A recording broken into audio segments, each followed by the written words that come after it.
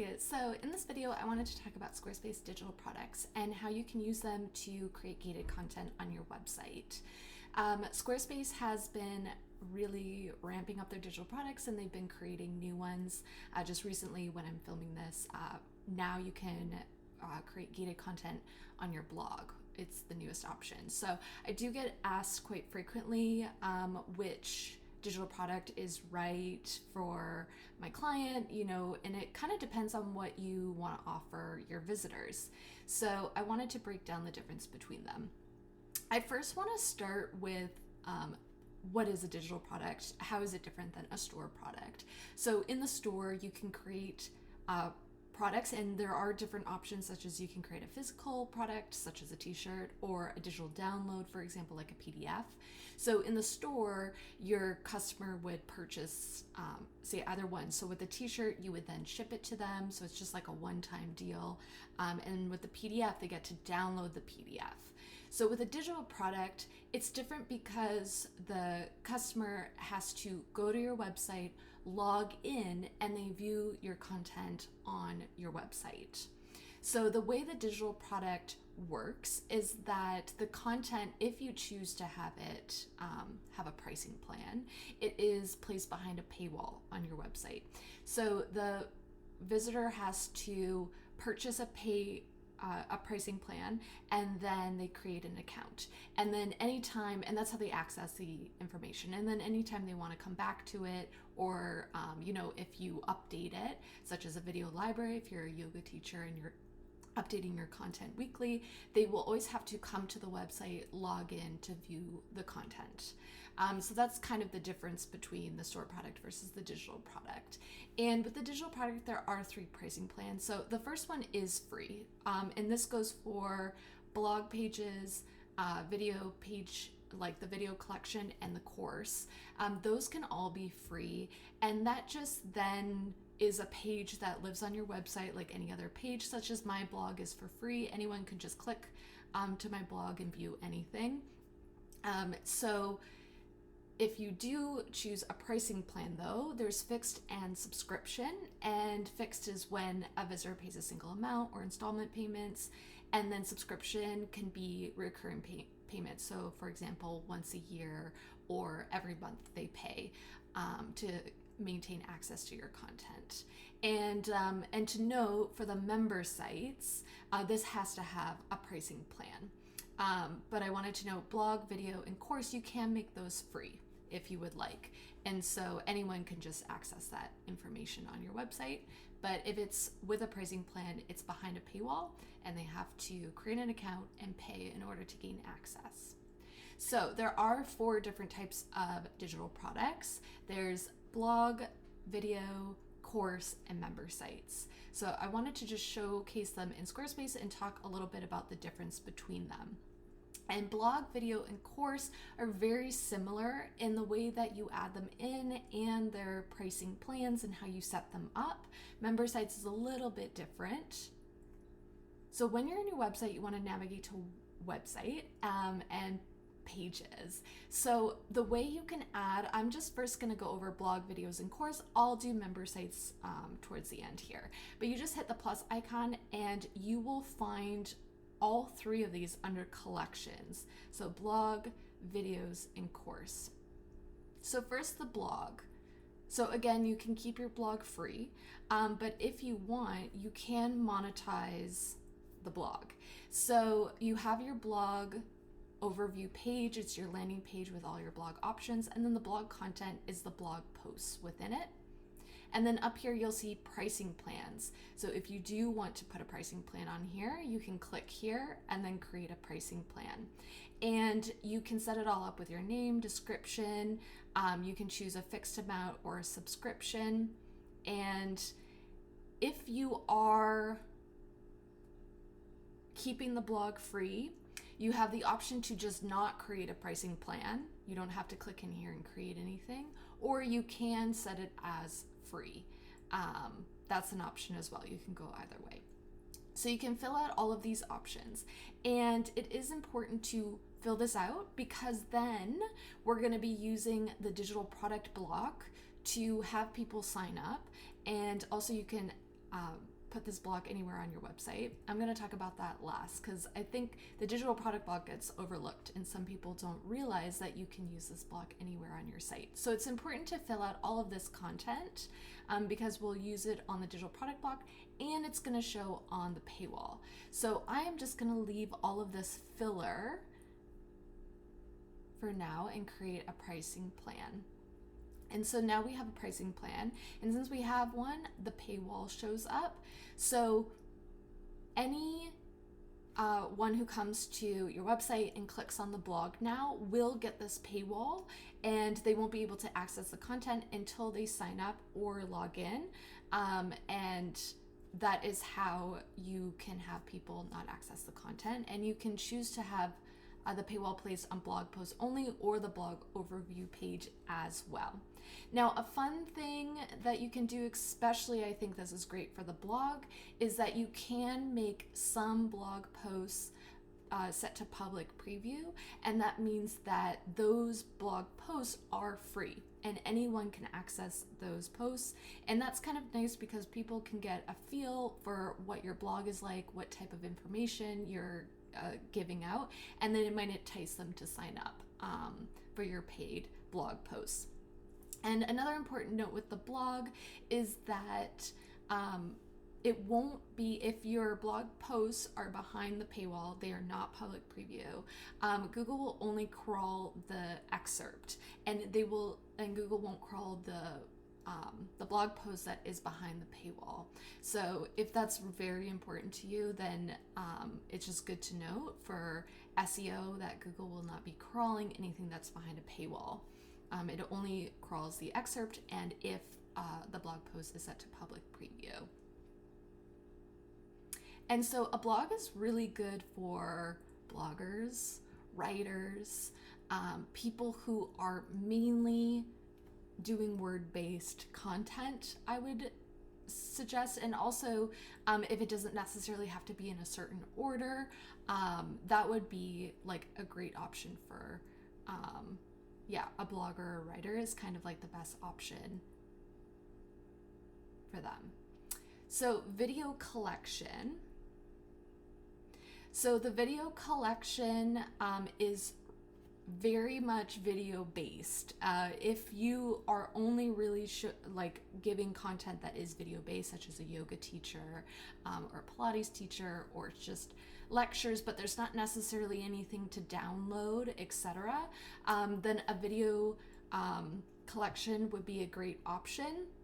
And also, if it doesn't have to be in a certain order, and you could create, the fun thing with the video collection is you can create different categories for people to look up with the videos. So again, it's very similar to the blog where you have the video overview landing page, you have all of the videos inside, and then you have this additional categories option that you can turn on, and this is the categories here where you can filter the videos. And then adding your pricing plan works exactly the same way, where as soon as you have a pricing plan, then you get that paywall, and so anyone who comes to your site will get this paywall and they have to sign up or log in to gain access to the content. And again, you can also set some of these videos to public preview, and that means that anyone who comes to your website can view that video. So again, that's the same idea. It's a great way to get people to get a feel for how you teach and what your videos are like, for example, and then get them to sign up. So, and with the video collection, I know I already said this, but I think the video collection is really important if you're really only using videos with a little bit of description. If you also have like PDFs to download and you have more content, then a course might be better for you. So a course is kind of a more robust version of the blog or the video collection. A course lets you add videos. You can also add any type of block in Squarespace such as a button block with a PDF download. You can do a lot of that in the blog, but it's not structured for that, so you kind of have to build it yourself. With the video, it's harder to add like a PDF to download, for example. So I find with the course, it just allows you, if you're have a lot of different content, such as video, PDF, text, you want accordion blocks with a lot of information. The course is more robust for that type of content. But then also the course is great because the course content can be put into chapters. Your different lessons can be put into chapters, and it just makes it easier for people to go through. And courses are good if you really are teaching something and people need to go in a certain order.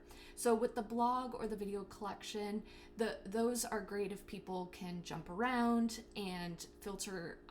For example, on the video collection, they can filter different videos, whereas the course is more structured and it's laid out so people can go through it in a certain order. And this chapter lesson keeps it neat and tidy. You don't have to have chapters. You can always pull your lessons outside and just have lessons if you like, especially if it's a smaller course. But kind of having them in a certain order lets the visitor view the course content in the way that you want them to consume it. And then also they get a little navigation bar, which is a nice little detail. So while they're in different lessons, they can use that bar and it tracks their progress. And then the course works in a very similar way. Again, we have a course overview page and then we have the course content. And once you set a pricing plan, it then creates that paywall, and that's what people will access. Unless you again can make some lessons be public preview so people can view those if they would like. So blog, video, course are all very similar in the sense that they have an overview page and then they have inner content pages, and they all can have a pricing plan on them, fixed or subscription. And once you have that pricing plan, you then get that paywall page, and then you can always choose specific posts to have as public preview that people, if they don't have a pricing plan, can view, or you can keep it all behind the paywall. And you can have multiple options for pricing plans. I'm not diving deep into how to edit each one of these. This is more just an overview of the difference between them. But you can have multiple up to 6 pricing plans in case you wanted to, break down and have different installment payments, etc. And so the last one is member sites, which is under the more option here. So member site is like the biggest kind of robust option of all 4 of these. And this is because under member site, you can add multiple pages. So it's more, instead of just paywalling and creating a pricing page or pricing plan for one page collection, it's allowing you to create a pricing plan and then put as many pages in as you want, and they can be different types of pages. So with the member site, it prompts you to create a home page because the user, once they purchase your pricing plan and go into the member site, they have to have kind of like a home landing page. With the blog, video, and course, that is the course overview page. So Squarespace has already created that for you and structured that. Whereas member site, it's good to have a page that the user lands on once they log in, and then you can link to your different pages within. So you can add multiple pages. You see here, I can do it right here, and we could add just a blank page, and you could have any type of information you would want on there. You can have events.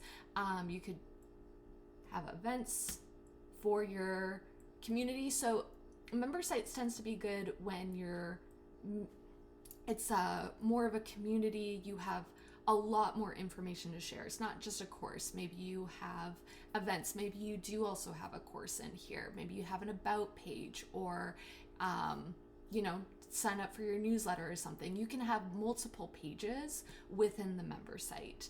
So that's the beautiful thing about the member site, is that you can add any type of page that you want, and there can be multiple pages if you would like. I think it's also just good to note that that home page is very important for when the user signs into your website, that they land on kind of a member site home page that tells them about all the different pages that are within their member site. And it works the same way with the pricing plans, that as soon as you create a pricing plan, and you do have to have one with the member site, and then as soon as you create it, it will create that paywall. And so people have to sign up to view that content. And this does not have any public preview. People have to sign up to access all of the content within the member site. So that's the difference between the four. And the thing is I've had clients ask me, you know, they've kind of been worried about member sites, and I feel like it's something you can kind of grow into. If you feel very clear, like you're a writer or you're a yoga teacher or you want to create a course, then maybe just start with that collection first. And then if you're finding you want to have also other pages, that's just not the collection you chose, you can't really do it there, then what you do is you can create the member site, you can pull your course into the member site and create those other options. You have to turn the paywall off of your course first, pull it into the member site, and then the member site paywall is what you will use. And then you can create more pages. So that's kind of the nice thing, is I feel like you can grow into the member site if you feel like you're not quite ready for it. And then the last thing I just wanted to touch on is the digital product block. So the thing is that I've showed you the paywalls, and people, if they click on, the URL that goes to your paywalled course, they'll get that page and it says, sign up or log in. But also you want to probably have the sign up on your website in other places. It could be on the home page. You could create a specific kind of sales page maybe for your course, and then you could have a digital product blog showcasing the different options, the different pricing plans that people can sign up for. So I'm just going to show you here on the home page. So on any page, again, you can add this block. So it is the digital product block, and you can format it using the pencil icon. So first you have to choose a pricing plan. So I'll just choose my course. And so that was when I was creating those pricing plans. That's why I was saying filling out that content, that shows on the paywall, and then it also shows in the digital product block. So it's important to have that information there. But with the digital product block, you can choose how much you want to show. So if you don't want to show, say, the benefits, you can just turn that off and it's just going to show that content. And then you can change the button sign up text. So that way, anytime you update the course pricing page, it will automatically update here because this is a synced block. So that's the beautiful part of that, is that it's synced. It also just took me 30 seconds to add that in, and the content is there. And if you have multiple pricing plans, you can add multiple blocks and you can compare them. That's really nice, for people to compare your different compare the different options. Now, what if you don't want to necessarily have all of this information, you create your own and you just want to have people sign up? Then you still use this block, you just turn everything off except for the button block. And that button block is the key to how people sign